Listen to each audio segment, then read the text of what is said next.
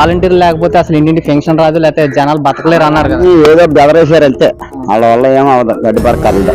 Assembly రావట్లేదంటే అది పోకిరి మాటలు మాట్లాడి కూడా రావట్లా. అది అసెంబ్లీకి వచ్చే దమ్ములు లేదు వాళ్ళకి. రోజా ఉన్నది అది అసలు సన్నాసం ఉండదు, అది బొత్తిగా సన్నాసం. అంబటి రాంబాబు పెరినాడు, ఆడు కొడాలి నాని కూడా ఒకడు, అంబటి రాంబాబు అందరూ కూడా వాళ్ళ వల్ల పోయింది, వాళ్ళ పార్టీ వాళ్ళ వల్ల పోయింది. జగన్ గడి కూడా సన్నాసిన ఆకాశాలు నవ్వేవాడు అంతే. కూటమిలో ఉన్న పవన్ కళ్యాణ్ గారికి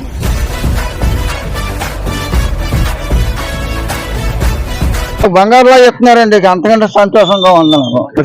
ఎలా అన్నారో అదే రకంగా మాకు ఇంటింటికి వచ్చి చెప్తున్నారండి. ఇంటింటికి ఇస్తున్నారండి, మా ఇంటికి వచ్చి పెన్షన్ ఇచ్చారండి. మొత్తం అంతా ఇంటింటికి పట్టుకొచ్చి చెప్తున్నారు కదా, ఇంటింటికి వచ్చి సక్రంగా సరిపెడుతున్నారు.